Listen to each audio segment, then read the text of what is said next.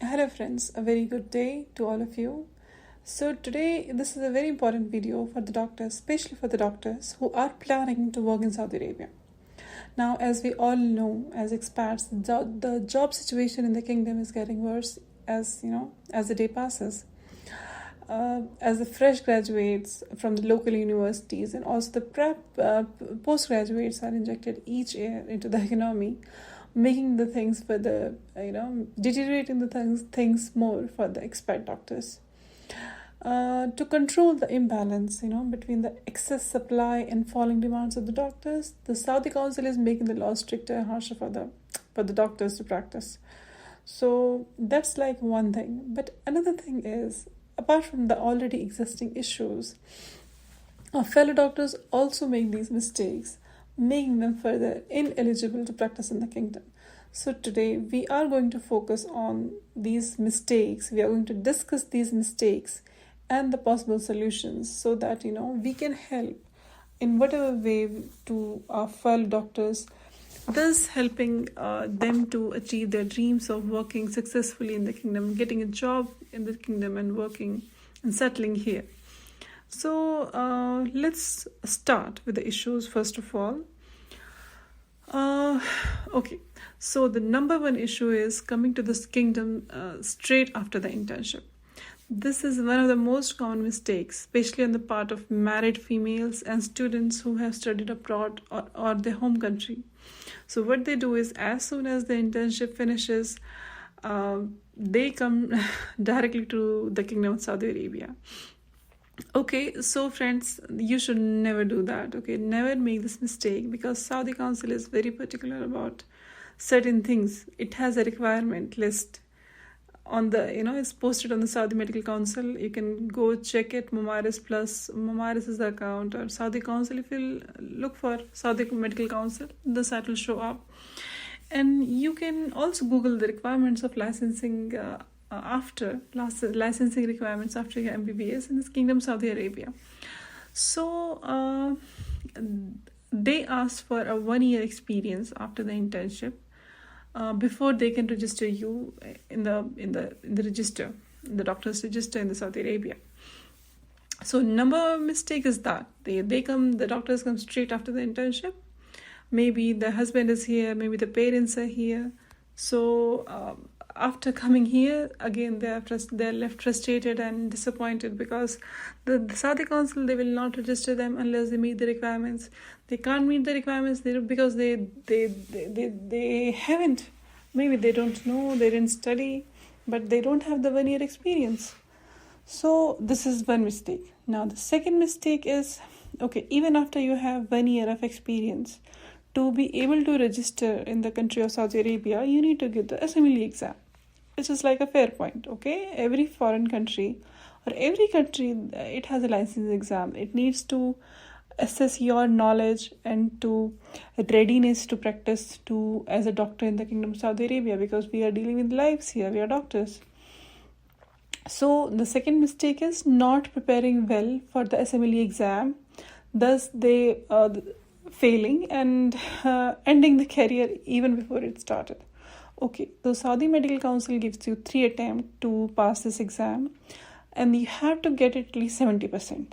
They get 65 to 70% is basically the cutoff. They try for 70%. If they realize that not many people were able to clear the exam or due to some other requirements, they can slightly lower it to 65%. Okay, but the doctors who are sitting on the exam, they should aim for 70%, not 65%.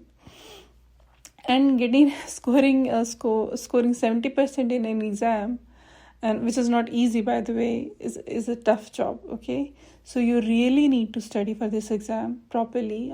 Find all the resources, whatever you can. Talk to the people, talk to the doctors who have given this exam, and prepare it well. It's not about the money. Even the money is involved, but if you fail this exam, the amount of mental trauma and the disappointment, it weighs very heavy on an individual. So the thing is, you have to prepare well before sitting for the exams. This is like a mistake which many of the doctors do. So what they do is, they attempt 3 exams maybe the first one they give just to get the hang of it, just to know what's the level of difficulty. They fail it. Okay, the next time they again prepare it, but not enough, so they fail the exam. Third time, maybe again they attempt, not enough preparation, or maybe enough preparation, but they didn't achieve the score of 70%. Thus, now the Saudi Council will close your file. Khalas, you go back with wherever you come from. So this is also one point. Okay. Now, another issue, which is a very important issue, and I want to discuss this, is using fake certificates. For example, you got your degree, you finished your internship, now you don't have the experience of 1 year. So you just talk to some of your relatives or some XYZ random clinic and you arrange for a 1 year experience. Now this is also a very big mistake, because these Saudi guys, they have experienced it, everything, they have seen everything. Now they hire these agencies to just cross-check your documents or your experience certificates by this very professional agencies, and they do a very thorough job.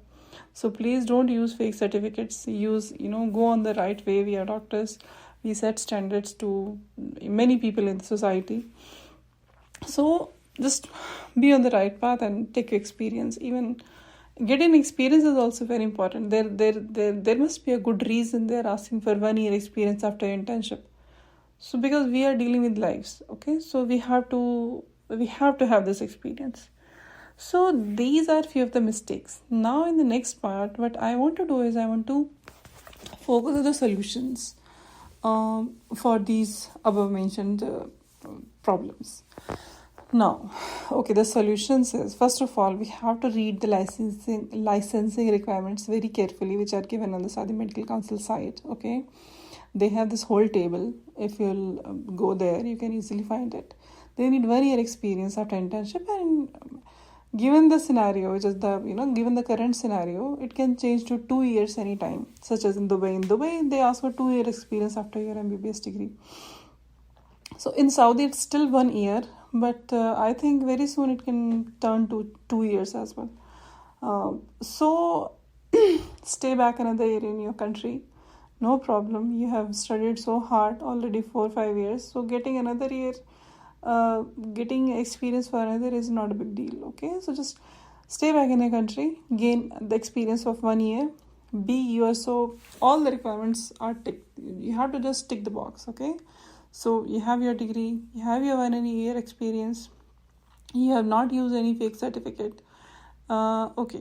So after your 1 year experience thing is finished, you come to Saudi Arabia or you stay in your country. You can do this procedure in your country as well. You make an account on this data flow. Now data flow is specific for this. There is a site for every country. Okay. So data flow Dubai is different from data flow Saudi Arabia. So you go to Dataflow Saudi Arabia website, you make an account there, upload your documents, pay the fee, and get your documents verified. They'll ask for your degree, your internship, your work experience, your registration certificate, or your medical license exam medical license in your home country. They'll need all your documents and they will verify these documents. So after you have this report of data flow and all your degrees are ready, now you go to the Mumaris Plus account. Okay, there is a Mumaris Plus account for registration of the doctors in Saudi Arabia. So you go to Mumaris Plus, you make an account again there with your passport or Iqama or whatever they're asking. You just make an account there. You upload your data flow. Okay, what the report which you have already got from the after verification of your documents and other things, you upload the report. And they're very fast in this way, like within 3 to 5 days you will have the response, either it is a yes or a no. So if everything is ready and they're fine with your documents, so then they will ask you to sit for the SMLE exam. They will give you an eligibility code in the application reply. When you will apply for the registration, they will reply you back with the eligibility code. So with this eligibility code, you have to go to the Prometric website, enter your code, select the dates for the SMLE exam. Okay, maybe take I think 2-3 months is enough time to prepare for this exam. So you sit for this exam and inshallah if you clear it, okay, they will give you a license. I mean, like, so first of all, they will register you as a GP in their register. Okay, so now you are a doctor. You are a qualified doctor who is eligible with a license to practice in the Kingdom of Saudi Arabia. Okay, now after doing all this stuff, you must be like, okay, I have crossed the hurdles, all the hurdles, mountain like hurdles. Now I'm like, my path is clear. Now nothing can stop me. I should have a job. A job is there ready for me, and I'm just willing to join it.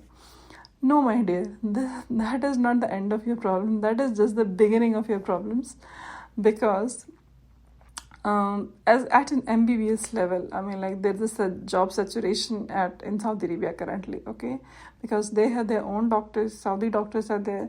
Then the expat doctors who are studying in Saudi Arabia in their private medical colleges, when they are there. Then after that, you come into the scene. Okay, who is like not a national, who like, maybe you're from India, Pakistan, or from some other country, Jordan, Egypt, this Arab Peninsula countries. So you are an expat, you have not studied here. You will just like, they will not. In what I have heard is, in 95% cases, 99% of the cases, you can't train here. Okay, there are two modules basically after MBBS. Are they going to service, or are you going to academics? So their local graduates, they go into academics. Okay, they give their SMLE exam, and they can apply for residency directly, just like USMLE thing. But for expats, they go into service mode. Okay, there is no academic mode for them. They have to give service to the community. So this is like that. So after registration, you are looking for jobs, but there are no jobs here, because the jobs are already taken or reserved for the Saudi educated doctors and the locals who have studied here. Okay. So from what I have heard, like, I am based in Riyadh, and I went to some of the government hospitals to apply. They told me on my face, expats are not allowed here. I mean, they're not. We are not hiring expats as a GP. This position is reserved only for the Saudi doctors. Okay, that was on my face. So the only option as an expat doctor, the fresh graduate you have, is private clinics or the private hospitals. Okay, so even the hospitals, I mean, like, they would prefer experienced doctors, not fresh graduates. The clinics, I mean, like, okay, the clinics can take you, but they'll offer you like peanuts as a salary. 6,000, 7,000 riyal, 8,000 riyal. That's the salary they are giving, I mean, like, to the fresh graduates. So okay, so if someone is applying for like a year or half an year or 1 year, thing is, if you are without a job for like around a year or something, now again they make problems for you. So you have to find a job ASAP. So what you do is, you will find maybe a clinic job. They will offer a pathetic salary to you. You have to accept it, because you still want to be in the register. Okay, you attend a clinic, you get a job, and you start working in a clinic. Now the issues with the clinic is, there are too many, and the patient exposure is not too much. The only patients which you get in the clinics are fever, sore throat, cough, that sort of patients. And you won't learn much. If you are employed in a hospital, and if you are employed in a clinic, obviously the hospital experience is better than the clinic experience. But okay, but anyways, so that is the thing in Saudi Arabia. So even after doing all this, preparing for exam, getting your degree verified, staying another year in the hospital, in your home country, away from the family, still there is no jobs in Saudi Arabia. I mean, like, they offer you pathetic salaries. Even a nurse will earn more than you in some settings. So that is the reason. I mean, like, for the doctors, especially for the junior doctors who have just completed their MBBS, and who plan to come to Saudi Arabia, I would advise them, I mean, like, if you can, just try for your post-graduation first in your home country, if possible. I mean, right after MBBS, just instead of coming here and, like, just upsetting yourself and your relatives, I mean, like, just work a bit more harder stay a bit few more years in your home country, complete your post-graduation, be a specialist, again gain some experience. For a specialist they ask for 2 years experience, gain some experience, and then you come to Saudi Arabia. I mean, like, for the specialist, still the saturation has not arrived yet because they don't have any specialists. But for the junior doctors, yes, it's already here, and I wouldn't recommend anybody. If I had a younger brother or a sister, I would not recommend them to come to Saudi Arabia after MBBS.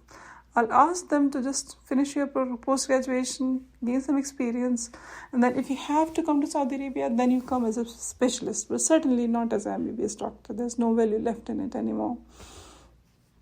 So that's like my experience and my thinking. You can leave your comments in the comment section below and let me know if I missed anything, if I have, if you differ. You're free to mention that in the comment section. Thank you. Bye-bye.